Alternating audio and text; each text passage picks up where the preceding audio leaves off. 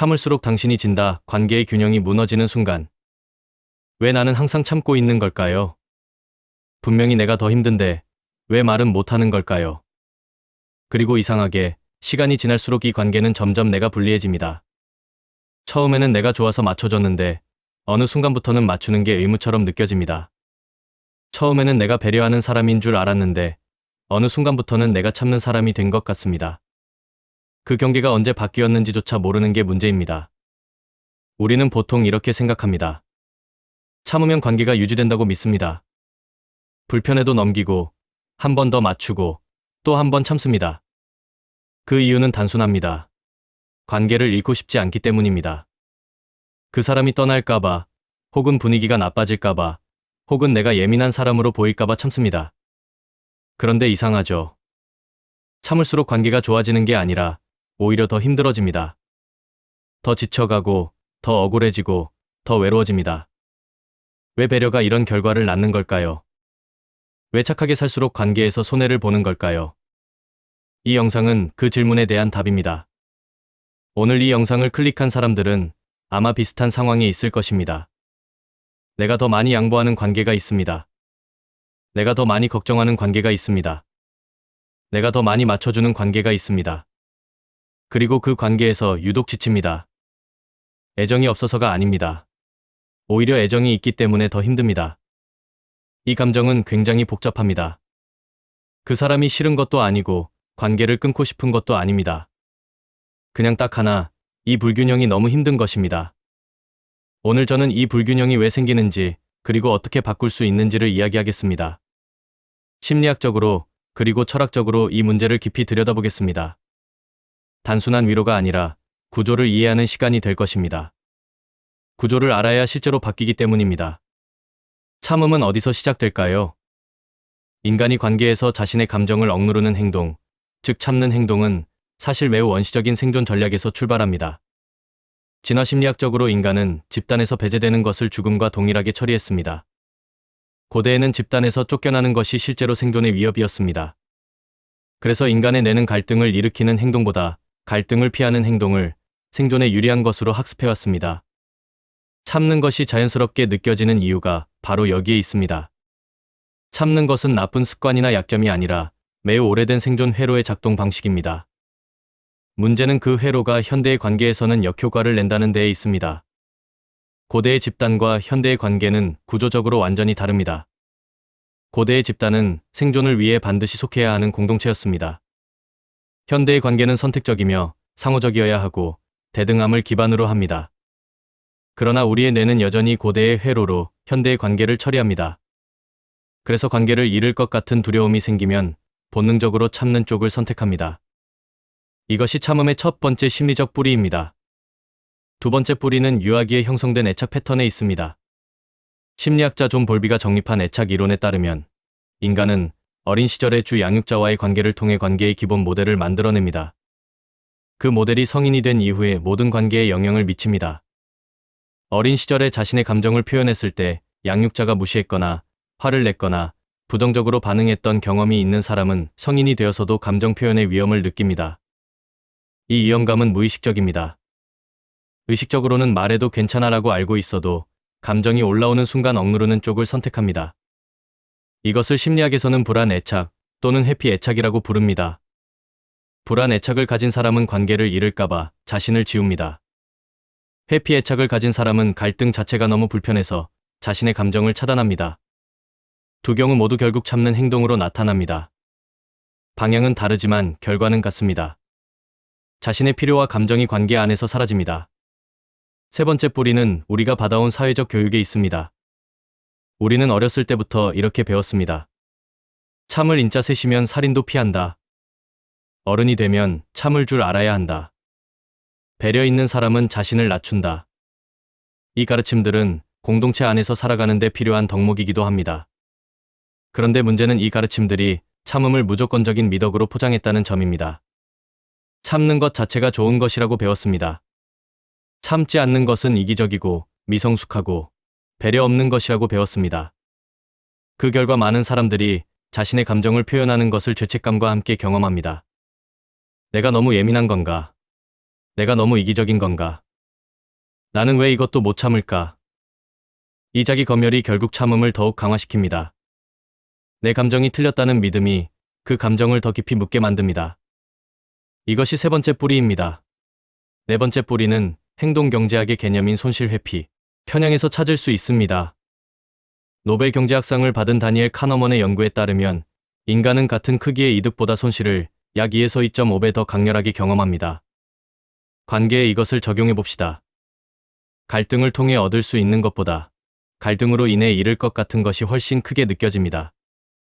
말했을 때 얻을 수 있는 공정함과 편안함보다 말했을 때 생길 수 있는 갈등과 냉각기가 훨씬 두렵습니다. 그래서 참는 것이 합리적인 선택처럼 느껴집니다. 이것은 논리가 아니라 심리회로의 문제입니다. 실제로는 참는 것이 더 많은 것을 잃고 있음에도 불구하고 단기적으로는 참는 것이 덜 고통스럽습니다. 단기 고통의 회피가 장기적인 손실로 이어지는 구조, 이것이 참음의 네 번째 뿌리입니다. 19세기 독일의 철학자 아르투어 쇼펜하우어는 인간의 내면을 이해하는 데 있어서 지금까지도 가장 날카로운 통찰을 남긴 철학자 중 한 명입니다. 그는 세계를 두 가지 층위로 이해했습니다. 하나는 우리가 감각과 이성으로 인식하는 표상의 세계입니다. 다른 하나는 그 표상 뒤에서 모든 것을 움직이는 맹목적인 의지의 세계입니다. 쇼펜하우어에게 의지는 단순한 욕망이나 의도가 아닙니다. 그것은 우주 전체를 관통하는 맹목적인 힘이며 인간 역시 그 힘의 한 표현입니다. 인간은 이성적으로 생각한다고 믿지만 실제로는 그 의지의 흐름 안에서 움직이고 있습니다. 이것이 쇼펜하우어 철학의 핵심 전제입니다. 이 전제를 관계에 적용하면 매우 흥미로운 사실이 드러납니다. 우리가 관계에서 참는 행위는 표상의 층위에서는 배려처럼 보입니다. 그런데 의지의 층위에서 보면 그것은 자신의 의지를 억누르고 상대의 의지에 복속되는 행위입니다. 쇼펜하우어의 시각에서 이것은 단순한 양보가 아닙니다. 자신의 존재 방식 자체를 부정하는 행위에 가깝습니다. 쇼펜하우어는 우리가 타인을 결코 있는 그대로 볼 수 없다고 말했습니다. 우리는 항상 우리 자신의 표상을 통해 상대를 인식합니다. 즉, 내가 원하는 상대의 모습, 내가 기대하는 관계의 형태, 내가 가진 욕구가 투영된 이미지를 보는 것입니다. 이것을 인식의 베일이라고 부를 수 있습니다. 관계에서 참는 사람들은 종종 이 인식의 베일이 매우 두꺼운 경우가 많습니다. 상대가 실제로 어떤 사람인지가 아니라 상대가 이렇게 되어주면 좋겠다는 기대를 보고 있습니다. 언젠가는 내 마음을 알아주겠지. 내가 이렇게 잘 맞춰주면 상대도 노력하겠지. 조금만 더 참으면 달라지겠지. 이 생각들은 모두 실제 상대방에 대한 인식이 아니라 자신의 희망이 만들어낸 표상입니다. 쇼펜하우어의 철학은 이 착각이 얼마나 근본적인지를 알려줍니다. 우리는 관계에서 상대를 사랑하는 것인지 아니면 상대에게 투영한 이미지를 사랑하는 것인지 구별하기 어렵습니다. 참는 행위는 종종 실제 상대가 아닌 내가 바라는 상대의 이미지를 유지하기 위한 노력인 경우가 많습니다. 그 이미지가 사라지는 것이 두렵기 때문에 참습니다. 상대를 잃는 것이 두려운 게 아니라 그 이미지 안에 담긴 가능성을 잃는 것이 두려운 것입니다. 쇼펜하우어는 도덕성의 유일한 진정한 기반은 연민이라고 주장했습니다. 연민이란 타인의 고통을 자신의 고통처럼 느끼는 능력입니다. 그는 의무나 이성에서 비롯된 도덕보다 타인의 아픔에 자연스럽게 공명하는 연민이야말로 진정한 도덕의 원천이라고 보았습니다. 이 연민의 능력은 관계에서 아름다운 것입니다. 상대가 힘들 때 함께 아파하고 상대의 필요를 먼저 생각하는 것은 인간이 가진 가장 고귀한 능력 중 하나입니다. 그런데 문제는 연민의 방향이 완전히 바깥으로만 향할 때 생깁니다. 타인의 고통에만 공명하고 자신의 고통에는 공명하지 않는 상태가 됩니다. 상대의 불편함은 민감하게 감지하는데 자신의 불편함은 무시합니다. 상대가 힘들어 보이면 바로 배려하는데 자신이 힘들어도 그 감정은 눌러버립니다. 쇼펜하우어가 말한 연민의 철학은 타인에 대한 공감을 강조했지만 그것이 자기 자신에 대한 공감을 배제할 때는 오히려 도덕적 자기훼손이 됩니다. 자신을 아끼지 않는 연민은 결국 지속될 수 없습니다. 고갈된 연민은 결국 분노로, 억울함으로, 냉담함으로 변합니다.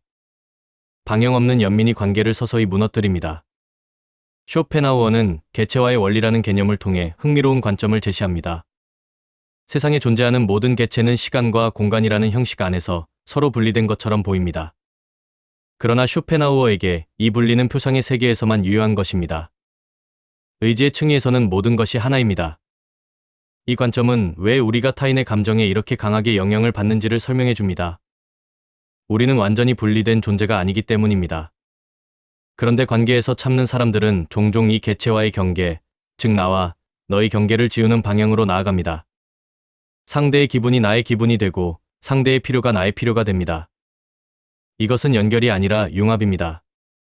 쇼펜하우어의 철학에서 개체는 고유한 의지의 표현입니다. 나라는 개체가 가진 고유한 의지를 지어가는 것은 존재론적 의미에서 자기 상실입니다. 관계 안에서 나를 잃어가는 것, 이것이 참음이 길어질 때 일어나는 일입니다. 처음에는 양보였지만 결국에는 내가 누구인지조차 모호해지는 단계에 이릅니다. 이것이 쇼펜하우어적 의미에서의 참음의 가장 깊은 문제입니다. 쇼펜하우어는 삶의 본질에 고통이 내재해 있다고 보았습니다. 욕망이 충족되지 않을 때 고통이 생기고 욕망이 충족되면 권태가 찾아옵니다. 그래서 인간은 이 두 극 사이에서 끊임없이 진동합니다. 그런데 이 고통의 구조를 관계에서의 참음에 적용하면 매우 정확한 설명이 됩니다. 참는 사람의 내면에는 표현되지 못한 욕망과 필요가 쌓입니다. 말하고 싶은 것, 요구하고 싶은 것, 불편하다고 알리고 싶은 것들이 억눌린 채 내면에 축적됩니다. 쇼펜하우어의 관점에서 의지는 억누른다고 사라지지 않습니다. 억눌린 의지는 변형된 형태로 표출됩니다. 감정 폭발로, 관계에 대한 급격한 냉담함으로, 이유 모를 피로감으로, 혹은 신체화 증상으로 나타납니다. 참는 것은 고통을 없애는 것이 아닙니다. 고통의 표현 방식을 바꾸는 것일 뿐입니다. 그리고 억압된 형태로 변형된 고통은 대개 더 파괴적입니다. 이것이 참음이 결국 관계를 더 힘들게 만드는 철학적 이유입니다. 균형이란 무엇인가? 관계는 감정으로 유지된다고 생각하기 쉽습니다. 서로 좋아하면, 서로 아끼면 관계가 유지될 것이라고 생각합니다. 그런데 실제로 관계를 지탱하는 것은 감정 그 자체보다 감정의 균형입니다. 두 사람이 서로를 좋아하는 정도가 비슷하고 서로를 위해 노력하는 정도가 비슷하고 서로의 불편함을 표현할 수 있는 권리가 비슷할 때 관계는 안정됩니다. 이 균형이 깨지는 순간 관계는 서서히 기울기 시작합니다. 균형이 깨진 관계에서는 한쪽이 계속 더 많이 노력하고 다른 한쪽은 자연스럽게 더 적게 노력하게 됩니다. 이것은 두 사람의 성격 차이나 애정의 차이 때문만이 아닙니다. 구조적인 문제입니다. 균형이 기울어진 관계는 그 기울기를 더 강화하는 방향으로 움직입니다. 마치 경사진 면에서 물이 한쪽으로만 흐르듯이 관계의 힘은 한쪽으로 쏠리면 더 쏠리는 경향이 있습니다. 행동심리학에서 강화는 특정 행동을 반복하게 만드는 자극을 의미합니다. 관계에 이것을 적용해 봅시다. A라는 사람이 B의 불편한 행동에 대해 아무런 반응을 보이지 않는다면 B는 그 행동이 괜찮다는 신호를 받습니다. 이것이 강화입니다. B가 의도적으로 A를 무시하려는 게 아닙니다. 단지 피드백이 없으니 그 행동이 문제가 아니라고 학습하는 것입니다. 반대로 A가 불편함을 표현하면 B는 그것이 선을 넘는 행동이었다는 것을 인식합니다. 참는 행동은 불편한 행동에 대한 피드백을 제거합니다. 피드백이 없으면 학습이 없습니다. 학습이 없으면 변화가 없습니다. 그래서 참을수록 상대방은 나를 더 배려하게 되는 게 아니라 오히려 더 나를 당연히 여기게 됩니다. 이것은 상대방의 나쁜 의도 때문이 아닙니다. 행동심리학의 기본 원리가 그렇게 작동하기 때문입니다. 참음은 의도치 않게 불균형을 강화합니다. 관계에서 참음이 지속되면 또 다른 현상이 생깁니다. 바로 기대의 동결입니다. 한쪽이 계속 맞춰주면 상대방은 그 상태를 기본값으로 인식합니다. 처음에는 당신이 양보하는 것이 특별한 배려였습니다. 시간이 지나면 그것이 당연한 기준이 됩니다. 그리고 당신이 더 이상 그 수준의 양보를 하지 않으면 상대방은 당신이 변했다고 느낍니다. 실제로는 당신이 원래의 상태로 돌아온 것인데 상대는 당신이 갑자기 차가워졌다고 느낍니다. 이것이 기대의 동결 현상입니다. 참음으로 형성된 기대는 관계의 기준점이 됩니다. 그 기준점은 당신에게 불리하게 설정된 것입니다. 이 기준점에서 벗어나면 오히려 당신이 나쁜 사람이 되는 구조가 만들어집니다. 참음이 길어질수록 이 기준점은 더 공고해지고 벗어나기는 더 어려워집니다. 사회심리학에서는 관계에서의 교환을 심리적 계좌로 설명합니다. 우리는 관계에서 주고받는 것을 무의식적으로 계산합니다.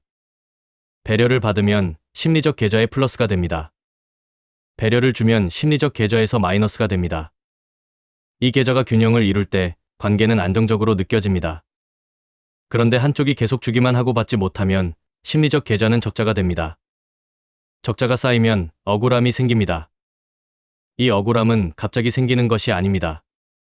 매우 천천히, 아주 조금씩 쌓입니다. 그래서 처음에는 인지하지 못합니다.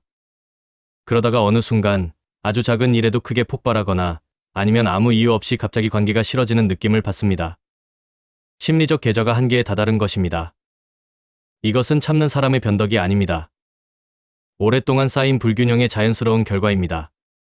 관계에서는 항상 미묘한 권력의 역학이 존재합니다.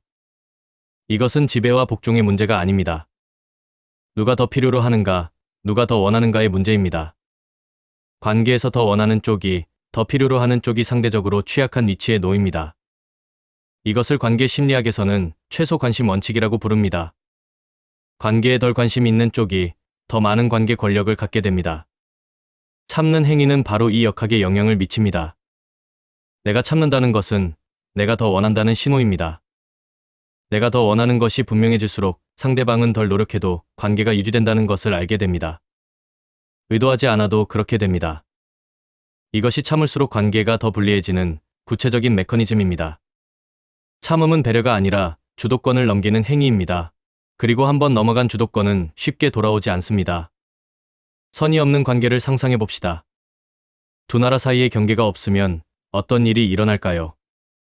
강한 쪽이 약한 쪽의 영토로 계속 들어오게 됩니다. 그것이 악의가 아니더라도 그렇게 됩니다. 경계가 없으면 경계를 지킬 이유가 없기 때문입니다. 관계도 동일합니다. 내가 선을 보여주지 않으면 상대방은 선이 어디에 있는지 알 수 없습니다. 선을 모르면 선을 넘지 않으려는 노력 자체가 불가능합니다. 상대방이 나의 선을 넘는다고 느껴질 때 먼저 생각해 볼 것이 있습니다. 나는 그 선을 상대방에게 보여준 적이 있는가 하는 것입니다. 선을 보여주지 않고 넘지 말아주기를 기대하는 것은 지도를 주지 않고 길을 잃지 말라는 것과 같습니다. 선을 긋는 것은 방어가 아닙니다. 상대방에게 나를 제대로 이해할 수 있는 정보를 주는 것입니다. 관계에서 참는 사람은 대개 감정 노동의 대부분을 혼자 담당하게 됩니다. 감정 노동이란 관계의 분위기를 관리하고 상대의 감정 상태를 파악하고 갈등을 미리 방지하기 위해 자신의 감정을 조절하는 모든 활동을 의미합니다. 이것은 보이지 않는 노동입니다. 물리적인 노동처럼 눈에 보이지 않기 때문에 인정받기 어렵습니다. 참는 사람은 이 감정 노동을 끊임없이 혼자서 수행합니다. 분위기가 나빠질 것 같으면 먼저 부드럽게 만들고 상대가 기분이 안 좋아 보이면 먼저 파악하고 배려합니다. 갈등이 생길 것 같으면 미리 한 발 물러섭니다. 이 모든 것이 자신의 에너지를 소모하는 일입니다. 그러나 이 소모는 거의 인식되지 않습니다. 심지어 참는 본인조차 자신이 얼마나 많은 에너지를 쓰고 있는지 모르는 경우가 많습니다. 이 비대칭적인 감정 노동이 지속되면 관계의 기여도는 극심하게 불균형해집니다. 그리고 그 불균형은 결국 탈진으로 이어집니다. 관계에서의 탈진은 갑작스럽게 찾아오는 것처럼 보이지만 실제로는 오랜 시간 동안 쌓인 감정 노동의 결과입니다. 참음이 지속되면 자기 침묵이라는 심리적 패턴이 강화됩니다. 하버드 의과대학의 다나잭 박사는 자기 침묵이 관계 내 우울증과 깊이 연결되어 있다는 것을 연구를 통해 밝혔습니다. 자기 침묵이란 관계를 유지하기 위해 자신의 생각과 감정과 필요를 체계적으로 억누르는 것을 의미합니다. 이 패턴이 문제가 되는 이유는 자기 강화적이기 때문입니다. 침묵할수록 침묵이 더 편해집니다. 처음에는 어렵게 참았던 것이 시간이 지나면 자동적으로 참게 됩니다. 자신의 감정이 올라오는 것을 인식하기도 전에 이미 억눌러 버립니다. 이 단계에 이르면 자신이 무엇을 원하는지조차 모호해집니다. 내 감정이 무엇인지, 내가 불편한 건지 아닌지조차 구분하기 어려워집니다. 자기 침묵이 깊어지면 자신과의 연결 자체가 끊어집니다. 이것이 가장 심각한 결과입니다. 상대방과의 관계가 나빠지는 것보다 자기 자신과의 관계가 단절되는 것이 더 근본적인 문제입니다. 참음이 만드는 또 다른 왜곡은 거짓 친밀감입니다. 갈등이 없는 관계는 겉보기에는 평화롭습니다. 다툼도 없고 냉기류도 없고 불편한 대화도 없습니다. 그러나 이 평화로움은 진정한 친밀감의 결과가 아닌 경우가 많습니다. 한쪽이 지속적으로 참고 있기 때문에 유지되는 표면적 평화입니다. 진정한 친밀감은 서로의 불편함을 안전하게 나눌 수 있을 때 만들어집니다. 서로의 다름을 솔직하게 드러낼 수 있을 때, 갈등을 통과하면서도 관계가 유지될 때 두 사람은 진짜 가까워집니다. 갈등이 없는 관계는 종종 두 사람이 진짜 서로를 모르는 관계입니다. 한쪽이 자신을 숨기고 있기 때문에 갈등이 없는 것입니다.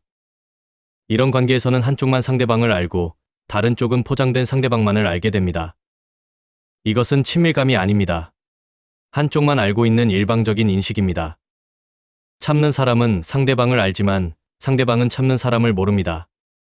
이 비대칭이 관계를 내부에서부터 공허하게 만듭니다. 관계에서 서운함은 매우 독특한 방식으로 작동합니다.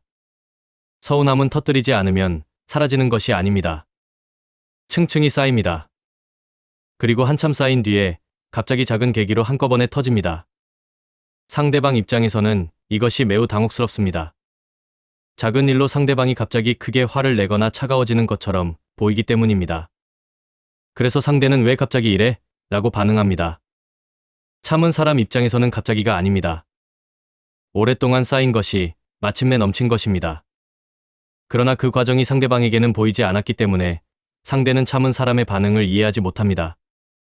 이 오해가 관계에 또 다른 상처를 만듭니다. 결국 오래 참을수록 감정이 터졌을 때 상대방이 이해하기가 더 어려워집니다. 참음은 나중에 더 큰 갈등을 만들기 위해 에너지를 저장하는 것과 같습니다. 처음에는 배려였습니다. 그 사람이 좋아서, 그 관계가 소중해서 조금 불편해도 넘겼습니다. 그것은 진심이었습니다. 그 마음이 나쁜 것이 아닙니다. 문제는 그 배려가 언제부터인가 참음으로 바뀌었다는 점입니다. 배려와 참음의 차이는 방향에 있습니다. 배려는 자발적으로 상대를 위해 선택하는 것입니다.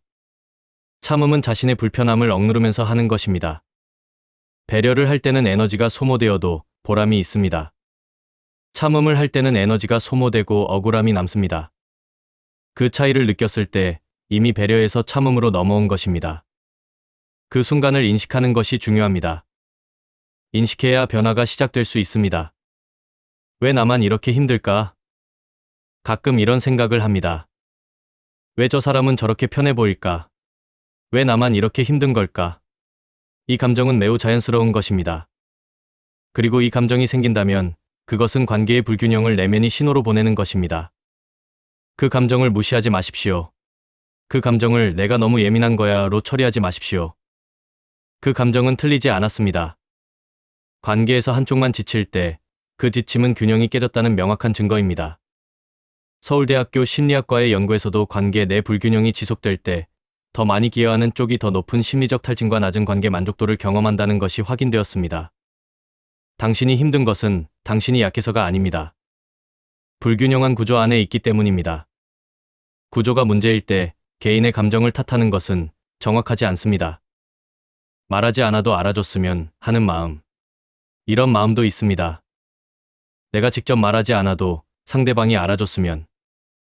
이 정도는 보면 알 텐데. 내가 말해야만 배려해주는 건 진짜 배려가 아닌 것 같아. 이 마음은 충분히 이해됩니다. 그리고 깊이 공감합니다. 그러나 현실에서 이 기대는 대부분 충족되지 않습니다. 사람들은 자신이 인식하는 것만 보고 자신이 신경 쓰는 것만 기억합니다. 상대방이 당신의 불편함을 눈치채지 못하는 것은 당신에 대한 관심이 없어서가 아닐 수 있습니다. 단지 자신의 표상 안에 갇혀있기 때문일 수 있습니다. 쇼펜하우어가 말했듯이 우리는 모두 자신의 인식의 틀 안에서 세상을 봅니다. 상대방도 그 틀 안에서 당신을 보고 있습니다.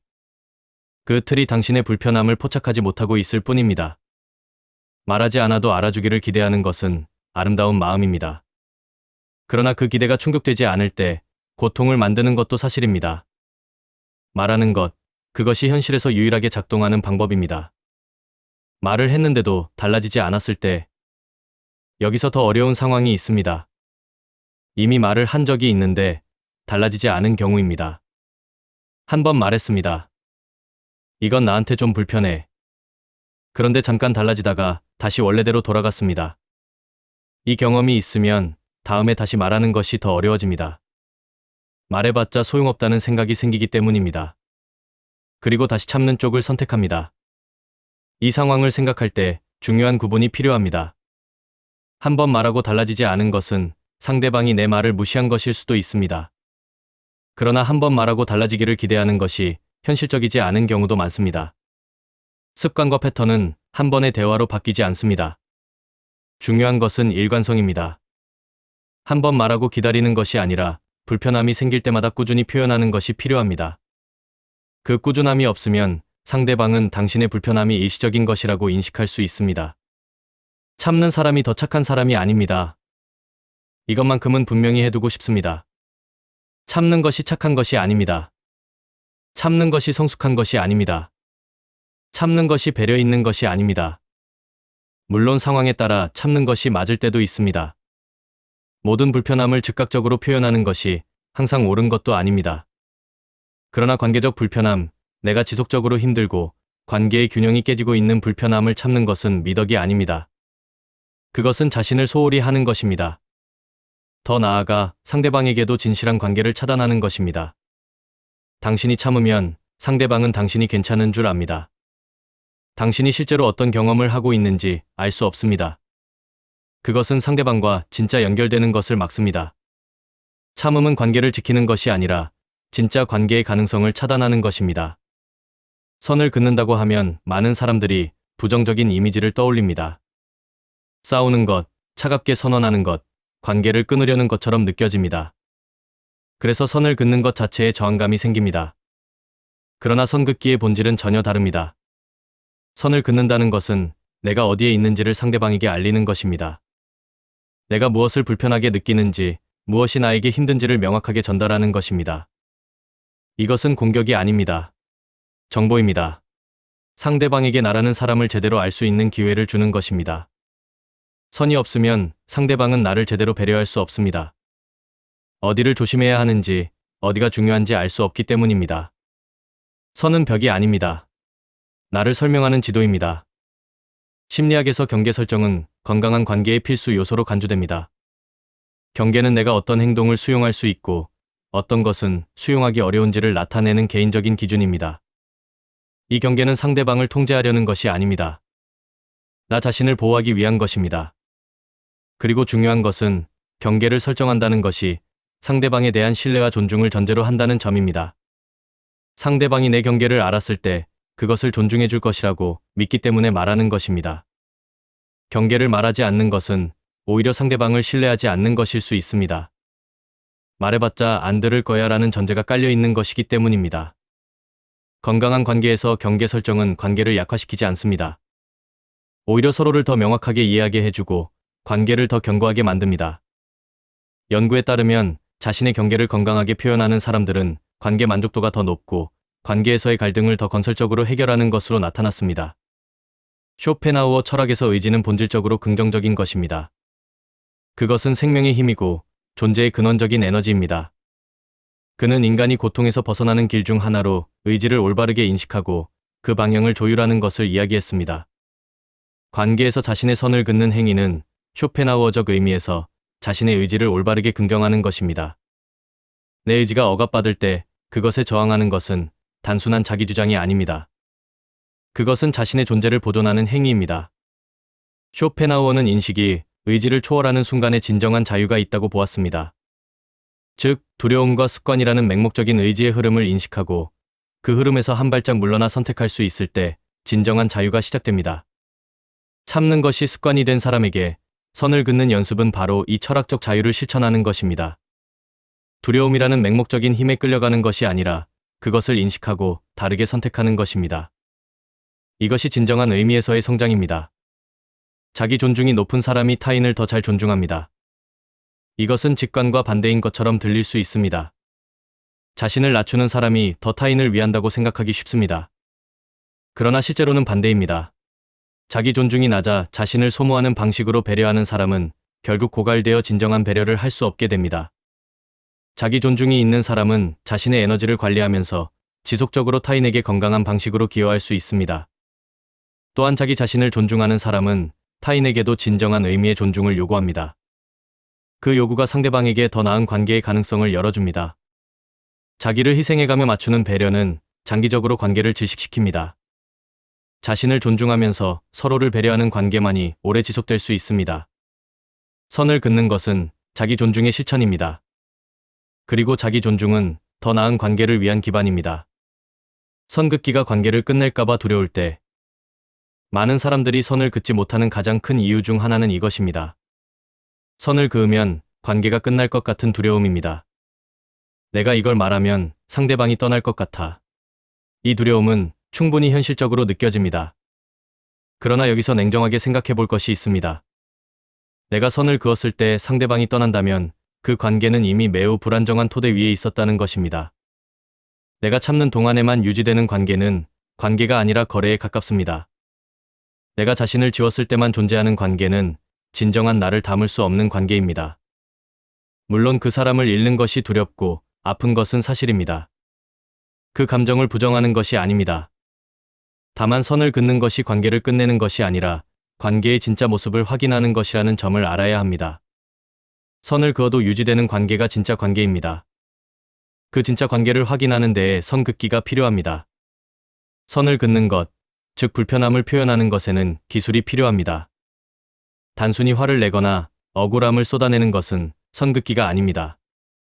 그것은 감정의 방류입니다. 방류와 표현은 다릅니다. 방류는 감정의 압력을 낮추는 행위이고 표현은 상대방에게 정보를 전달하는 행위입니다. 효과적인 표현을 위해 가장 중요한 것은 주어를 나로 하는 것입니다. 당신이 이렇게 했잖아요가 아니라 저는 이럴 때 이렇게 느껴요입니다. 당신은 항상 이래요가 아니라 저는 이런 상황이 불편합니다입니다. 주어가 상대방일 때 상대방은 방어적이 됩니다. 주어가 나일 때 상대방은 내 경험을 들을 수 있습니다. 이것을 심리학에서는 나 전달법이라고 합니다. 나 전달법은 상대방을 비난하지 않으면서 나의 경험과 필요를 명확하게 전달하는 방식입니다. 구체적인 표현의 예시. 저는 이런 상황이 좀 힘들어요. 그건 제가 맞추기 어렵습니다. 솔직히 말씀드리면 그 부분이 저한테는 불편합니다. 제가 필요한 건 이겁니다. 이런 말들이 선긋기의 실전 언어입니다. 크게 말하지 않아도 됩니다. 극적으로 선언하지 않아도 됩니다. 조용하고 명확하게 말하는 것으로 충분합니다. 오히려 조용하고 명확한 말이 더 강력합니다. 감정이 격해진 상태에서 터뜨리는 말보다 차분하게 전달하는 불편함이 상대방에게 더 잘 전달됩니다. 왜냐하면 차분한 표현은 상대방의 방어를 낮추기 때문입니다. 방어가 낮아진 상대방만이 내 말을 진짜로 들을 수 있습니다. 말하는 타이밍도 중요합니다. 불편한 감정이 이미 최고조에 달했을 때 말하는 것은 어렵습니다. 그 상태에서는 표현이 아니라 방류가 될 가능성이 높습니다. 가장 좋은 타이밍은 불편함이 막 생겼을 때 또는 불편한 사건 이후 감정이 어느 정도 안정된 시점입니다. 아까 그 상황이 좀 마음에 걸려서요. 솔직하게 말씀드려도 될까요? 이런 방식으로 대화를 여는 것이 효과적입니다. 대화를 시작하기 전에 상대방에게 대화의 준비 시간을 주는 것도 도움이 됩니다. 지금 잠깐 이야기할 수 있어요? 라고 먼저 묻는 것입니다. 갑작스럽게 쏟아내는 것보다 상대방이 준비된 상태에서 듣는 것이 더 잘 전달됩니다. 선을 긋기로 결심하고 말을 했는데 상대방이 부정적으로 반응하는 경우가 있습니다. 나는 그런 생각이 전혀 없었는데. 그게 왜 불편해? 너무 예민한 거 아니야? 이 반응들은 당신의 경험을 부정하는 것처럼 느껴질 수 있습니다. 그리고 이 반응 때문에 역시 말하지 말았어야 했다고 생각하기 쉽습니다. 그러나 이 반응이 당신이 틀렸다는 의미는 아닙니다. 상대방도 처음에는 방어적일 수 있습니다. 그것은 자연스러운 반응입니다. 중요한 것은 상대방의 초기 반응에 의해 당신의 경험의 타당성이 결정되지 않는다는 것입니다. 내가 그렇게 느꼈다는 건 사실입니다라는 자신의 경험에 대한 확신이 필요합니다. 상대방의 부정적 반응이 두려워서 말을 철회하는 패턴을 반복하지 않는 것이 중요합니다. 선을 긋는 목적이 상대방을 바꾸는 것이어서는 곤란합니다. 내가 말했으니 상대방이 반드시 달라져야 한다는 기대가 너무 강하면 그 기대 자체가 새로운 고통의 원천이 됩니다. 선을 긋는 본질적인 목적은 나의 경험을 진실되게 표현하는 것입니다. 그 표현을 통해 상대방이 어떻게 반응하는지가 관계의 실제 모습을 알려줍니다. 상대방이 내 경험을 듣고 노력한다면 그 관계는 성장할 수 있습니다. 상대방이 내 경험을 무시하거나 지속적으로 부정한다면 그 관계에 대한 판단을 새롭게 해야 합니다. 어느 쪽이든 선 긋기는 당신에게 더 명확한 정보를 줍니다. 참는 것은 당신에게 아무런 정보를 주지 않습니다. 단지 불균형이 지속될 뿐입니다. 작은 선부터 시작하기. 선 긋기가 전혀 익숙하지 않은 사람에게는 큰 선부터 시작하는 것이 어렵습니다. 처음부터 가장 어려운 상황에서 가장 어려운 말을 하려 하면 부담이 너무 커서 아무것도 하지 못합니다. 작은 선부터 시작하는 것이 훨씬 현실적입니다. 일상에서 아주 작은 불편함을 표현하는 연습입니다. 오늘 좀 피곤해서 그 계획은 다음으로 미루면 어떨까요? 저는 그 음식이 좀 맞지 않아서요. 다른 걸 선택해도 될까요? 이런 작은 표현들이 선긋기의 근육을 키웁니다. 근육이 생기면 더 어려운 상황에서도 자연스럽게 표현할 수 있게 됩니다. 갑자기 큰 선을 긋는 것이 아니라 조금씩 자신의 목소리를 찾아가는 과정입니다. 이 과정이 쌓이면 자신도 모르는 사이에 관계의 균형이 달라지기 시작합니다. 선을 긋고 나서 갈등이 생길 수 있습니다. 불편한 대화가 오갈 수 있습니다. 그것이 두렵습니다. 그러나 이 갈등은 관계를 파괴하는 것이 아니라 더 깊은 관계로 가는 통로일 수 있습니다. 심리학자 존 가트만의 연구에서 오래 지속되고 행복한 커플들은 갈등이 없는 커플이 아니었습니다. 갈등을 건설적으로 해결하는 능력이 있는 커플들이었습니다. 갈등은 두 사람이 서로 다른 존재라는 것을 인정하는 과정입니다. 그 다름을 인정하고 조율하는 과정에서 진짜 친밀감이 만들어집니다. 갈등 없이 항상 평화로운 관계는 한쪽이 자신을 지우고 있는 관계일 가능성이 높습니다. 진짜 친밀감은 서로의 다름과 불편함을 나눌 수 있는 안전함에서 나옵니다. 선을 긋는 것은 당신만을 위한 것이 아닙니다. 상대방에게도 성장의 기회를 줍니다. 상대방이 당신의 경계를 인식하지 못한 상태에서는 그들도 더 나은 사람이 될 기회를 갖지 못합니다. 당신이 불편함을 표현할 때 상대방은 자신의 행동이 타인에게 어떤 영향을 미치는지를 배울 수 있습니다. 물론 상대방이 그 기회를 잘 활용할지는 그 사람의 몫입니다. 그러나 기회 자체를 주지 않는 것은 가능성 자체를 막는 것입니다. 진정한 의미에서 상대방을 존중한다면 그에게 당신의 진실을 전달하는 것이 옳습니다. 포장된 평화 속에서 상대방을 가두는 것보다 진실한 대화의 가능성을 여는 것이 더 깊은 배려입니다. 관계에서 자신을 되찾는 과정. 선을 긋기 시작하면 처음에는 어색합니다. 오랫동안 자신을 지워왔기 때문에 자신의 목소리가 낯설게 느껴집니다. 내가 너무 이기적인 건 아닐까라는 생각이 계속 찾아옵니다. 그 생각이 찾아올 때 이것을 기억하십시오. 당신이 불편함을 표현하는 것은 이기적인 것이 아닙니다. 당신도 관계에서 배려받을 자격이 있다는 것을 주장하는 것입니다. 그 자격은 당신이 착한 사람이어서가 아닙니다. 당신이 관계의 한 사람이기 때문입니다. 관계에서 자신을 되찾는 것은 상대방을 잃는 것이 아닙니다. 관계에서 당신이라는 존재를 회복하는 것입니다. 그 회복이 결국 더 진실하고 더 지속 가능한 관계를 만들 수 있는 기반이 됩니다. 마지막으로 가장 중요한 관계에 대해 이야기하고 싶습니다. 그것은 자기 자신과의 관계입니다. 오랫동안 참아온 사람들은 종종 자기 자신과의 관계도 단절되어 있습니다. 내가 무엇을 원하는지, 내가 무엇을 불편하게 느끼는지, 내가 어떤 사람인지를 스스로 잘 모르게 됩니다. 자기 침묵이 깊어지면 자신과의 대화도 멈추기 때문입니다. 선을 긋는 연습은 사실 상대방을 향한 것이기 이전에 자기 자신을 향한 것입니다. 내가 무엇을 불편해하는지를 인식하고 그것을 자신에게 먼저 인정하는 과정입니다. 자기 자신과의 관계가 회복될 때 타인과의 관계에서도 더 건강하게 서 있을 수 있습니다.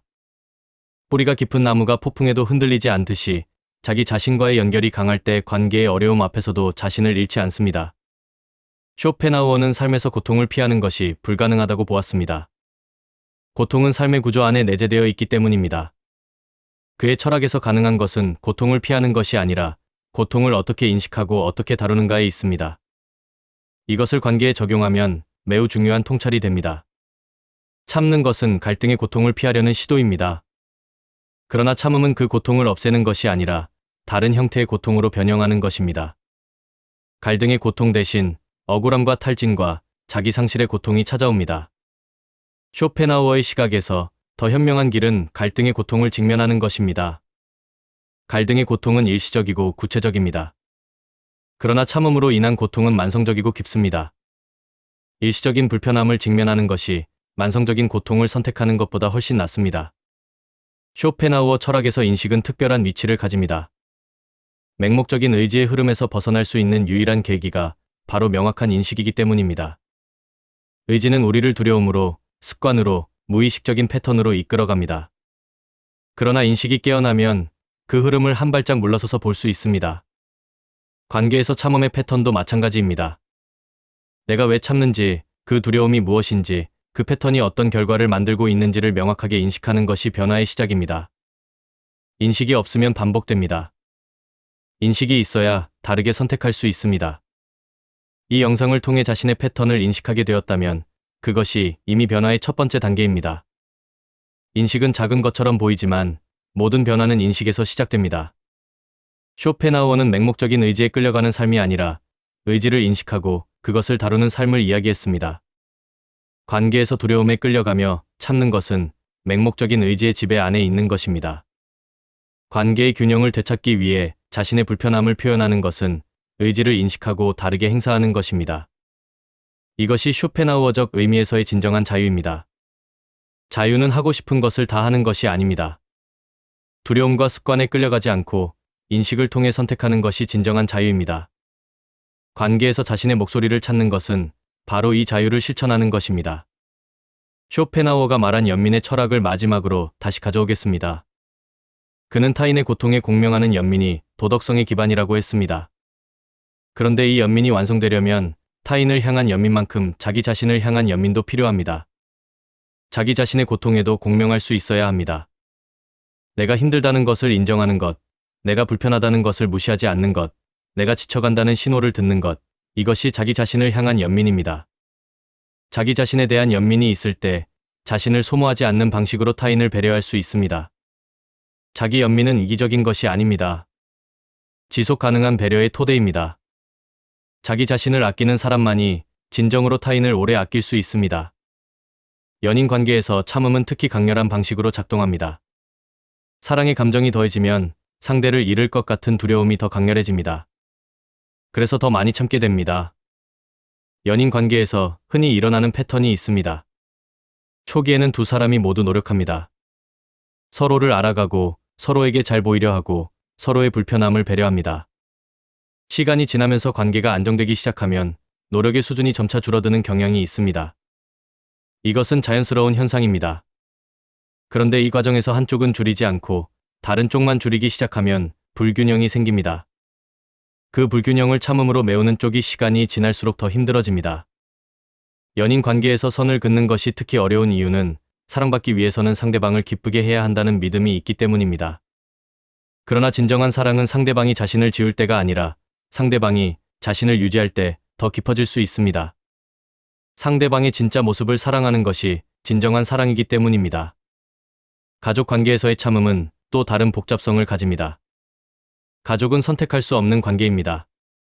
그래서 가족 관계에서 선을 긋는 것은 더욱 어렵습니다. 부모와의 관계, 형제자매와의 관계, 배우자의 가족과의 관계에서 참음의 패턴은 매우 깊이 뿌리 내려 있는 경우가 많습니다. 어린 시절부터 형성된 가족 내 역할이 성인이 된 이후에도 지속됩니다. 가족 중에서 항상 맞춰주는 역할을 담당해온 사람은 성인이 되어서도 그 역할을 자동으로 수행합니다. 가족 관계에서 선을 긋는 것은 단순히 말 하나를 바꾸는 것이 아닙니다. 수십 년에 걸쳐 형성된 가족 역학을 조금씩 조정하는 과정입니다. 그것은 매우 천천히, 매우 조심스럽게 이루어져야 합니다. 그러나 시작하지 않으면 아무것도 바뀌지 않습니다. 가족 관계에서도 나는 나로 존재할 권리가 있습니다. 그 권리를 포기하지 않아도 됩니다.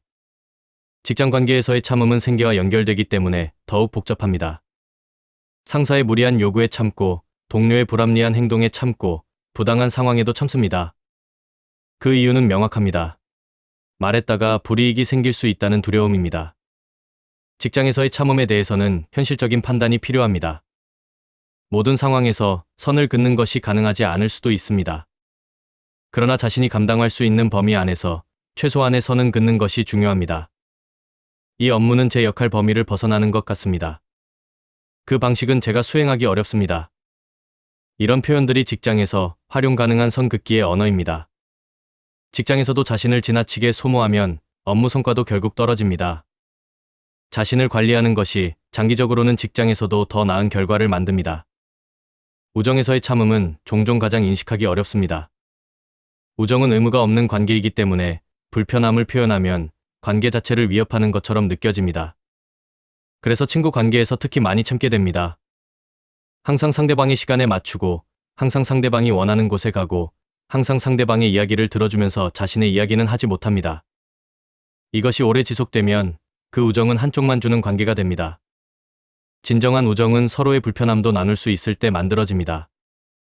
오늘은 내가 좀 힘들어서 나 얘기 좀 들어줄 수 있어? 이 말을 할 수 있는 관계가 진짜 우정입니다. 이 말을 했을 때 상대방이 기꺼이 들어주는 사람이 진짜 친구입니다. 억눌린 감정의 처리. 오랫동안 참아온 사람에게는 쌓인 감정들이 있습니다. 이 감정들은 어딘가에는 가야 합니다. 건강하게 처리되지 않으면 예상치 못한 방식으로 터져 나옵니다. 억눌린 감정을 처리하는 방법 중 하나는 글쓰기입니다. 심리학 연구에서 표현적 글쓰기는 감정 처리에 매우 효과적인 방법으로 검증되었습니다. 억눌려 있던 생각과 감정을 글로 쓰는 것은 내면의 혼돈을 구조화하는 데 도움을 줍니다. 또 다른 방법은 신뢰할 수 있는 사람과 이야기하는 것입니다. 나의 경험을 판단 없이 들어줄 수 있는 사람에게 이야기하는 것은 고립감을 줄이고 자신의 경험을 재확인하는 데 도움이 됩니다. 필요하다면 전문적인 도움을 받는 것도 매우 유효한 선택입니다. 심리 상담은 약한 사람이 가는 곳이 아닙니다. 자신을 더 잘 이해하고 싶은 사람이 가는 곳입니다. 자기 자신과 다시 연결되는 첫 번째 단계는 자기 인식의 회복입니다. 매일 잠깐의 시간을 내어 스스로에게 묻는 연습이 도움이 됩니다. 오늘 나는 무엇을 느꼈는가? 오늘 나는 무엇이 불편했는가? 오늘 나는 무엇이 좋았는가?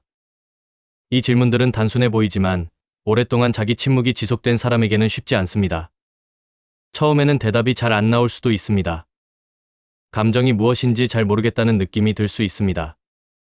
그것이 자기 침묵이 만든 결과입니다.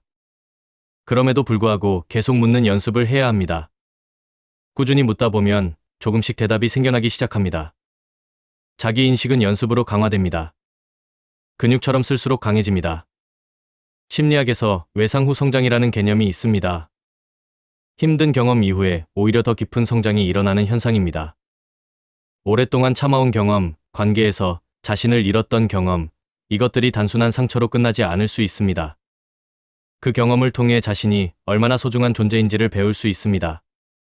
어떤 관계가 자신에게 맞는지를 더 명확하게 알게 됩니다. 자신의 필요를 표현하는 것이 얼마나 중요한지를 몸으로 알게 됩니다. 힘든 경험은 낭비되지 않습니다. 그것이 인식으로 연결될 때 더 나은 선택의 기반이 됩니다. 당신이 지금까지 참아온 것들, 그것들은 당신을 약하게 만든 것이 아닙니다. 오히려 그 경험 안에서 당신은 얼마나 강인하게 버텨왔는지를 보아야 합니다. 이제 그 강인함을 다른 방향으로 쓸 때입니다. 참는 방향이 아니라 표현하는 방향으로 그 에너지를 쓰는 것입니다. 관계는 감정으로 만들어지지만 균형으로 유지됩니다. 두 사람이 서로를 아끼는 마음만으로는 관계가 지속되기 어렵습니다. 그 마음이 서로에게 비슷하게 흐를 때, 서로에게 비슷한 무게로 기여할 때 관계는 오래갑니다. 균형이 깨진 관계에서는 아무리 큰 애정도 서서히 소모됩니다. 물이 고지대에서 저지대로 흐르듯이 관계의 에너지도 기울어진 방향으로 흐릅니다. 한쪽이 계속 올라가는 역할을 하면 지칩니다. 그 지침이 바로 불균형의 신호입니다. 이 신호를 듣는 것, 그것이 먼저입니다. 당신이 계속 참는다면 그 관계는 이미 당신 것이 아닙니다. 당신이 없는 관계가 당신의 이름으로 유지되고 있는 것입니다. 진짜 당신이 아닌 참는 당신이 그 자리를 채우고 있는 것입니다. 그 관계에서 상대방은 진짜 당신을 모릅니다. 진짜 당신이 무엇을 원하는지, 무엇이 힘든지, 무엇이 소중한지를 모릅니다. 그렇다면 그 관계에서 진짜로 연결된 것은 무엇일까요? 쇼펜하우어는 이렇게 말했습니다. 세계는 표상이다. 우리가 보는 것은 실제하는 것이 아니라 우리가 인식하는 것이다. 관계에서 자신을 지울 때 상대방에게 보이는 당신은 실제하는 당신이 아닙니다. 그 표상을 바꾸어야 합니다. 진짜 당신이 드러날 때 비로소 진짜 관계가 시작될 수 있습니다. 마지막으로 오늘 이 이야기를 통해 하고 싶었던 것은 딱 하나입니다. 당신이 참아온 것들이 배려가 아닐 수 있다는 것을 알아달라는 것입니다. 그것이 두려움에서 비롯된 참음이었다면 이제는 그 두려움을 직면할 때입니다. 싸우라는 것이 아닙니다. 상대방을 공격하라는 것이 아닙니다. 단지 당신이 여기에 있다는 것을 알리라는 것입니다. 당신의 불편함이 실제한다는 것을, 당신의 필요가 중요하다는 것을, 당신이라는 사람이 이 관계에 있다는 것을 알리는 것입니다. 그 한마디가 관계를 바꿉니다. 그리고 무엇보다 당신 자신을 바꿉니다. 관계는 균형으로 유지됩니다. 그 균형을 되찾는 첫 번째 발걸음은 당신이 내딛어야 합니다. 지금, 바로 이 순간부터 시작하셔도 됩니다. 오늘 영상이 마음에 와 닿으셨다면 구독과 좋아요로 응원해주세요. 다음에 더 좋은 영상으로 찾아뵙겠습니다. 감사합니다.